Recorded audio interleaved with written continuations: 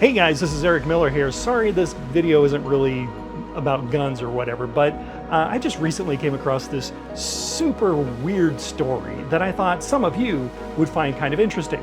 So stick with me a little bit on this intro here. It's gonna seem really weird, but trust me, it's going somewhere good. If any of you fellow 80s kids remember Robotech, aka Super Dimension Fortress Macross, you'll likely recall Roy Fokker, the leader of Skull Squadron. Well, in the middle of the show, he dies and is buried at sea. Now imagine this. What if he wasn't buried at sea, and just before he died, he said, "Always remember me with Skull Squadron." So Rick Hikaru Hunter says, "Hey, we've got a skull and crossbones on our fighters, so we should take Roy's cranium and femur bones, put them in a box, and take them with us wherever we go. And Max, hey, since you're the newest member, you hold on to these." I can see Max and Miria getting married, and Miria's like, "What the crap is this?" I mean, that sounds nuts, doesn't it? Even for an anime about giant space aliens and idol singers, I mean, that still seems really out there, don't you think? Well, what if I told you this story actually happened in real life? Recently, I was at the Naval Air Station Oceana in Norfolk, Virginia for a change of command ceremony for VFA 103, the Jolly Rogers, whose tails are painted black with the skull and crossbones, just like Skull Squadron in Macross. Anyway, in the back of the program, there was this really crazy story that I will now read for you. April 1st, 1945, in Ready Room 3 on board USS Bunker Hill, stationed 100 miles off the coast of Okinawa, Fighter Squadron 17 would remember this day as the beginning of the invasion of Okinawa. The Jolly Rogers would participate in the invasion, providing air support for the amphibious assault and shore bombardment of the area. Fighter Squadron 17's reputation in the Pacific Theater was well known, and the Japanese pilots feared the sight of their skull and crossbones emblazoned on their F-4U Corsairs.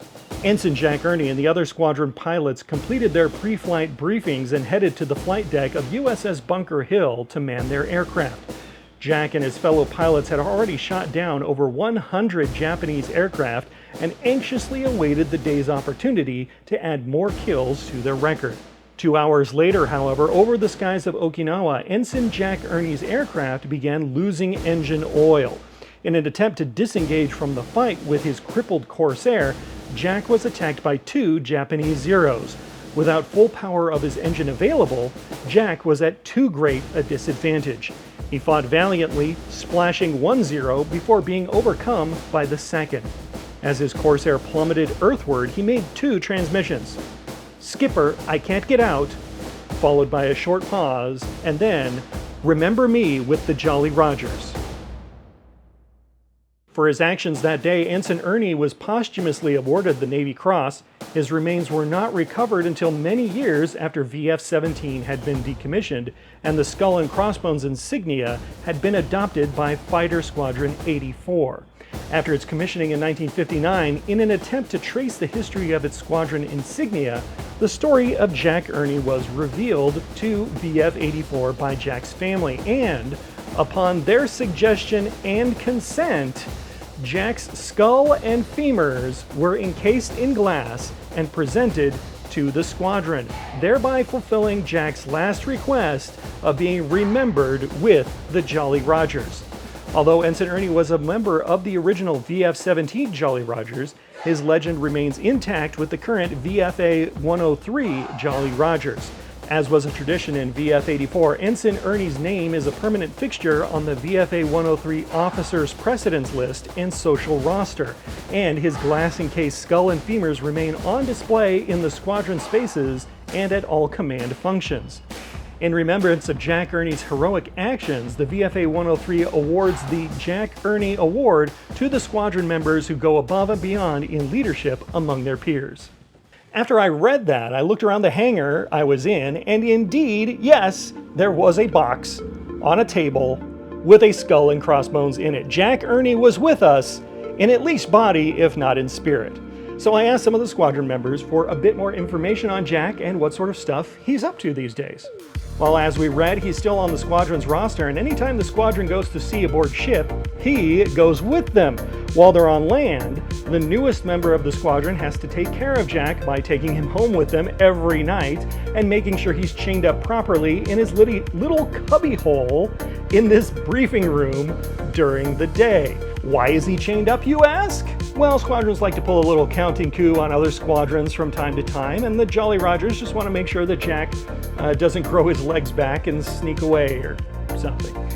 But Jack Ernie is well remembered, not just hanging out in his box, but also right next door to that briefing room is the Jeb, or the Jack Ernie Bar, which is filled with all sorts of mementos and artifacts from the history of the Jolly Rogers. The best piece being the gigantic black book filled with newspaper clippings and pictures from all the squadrons who carried the Jolly Rogers name back to 1943. So yes, this is a real thing that really happened in the real world. It's pretty wild.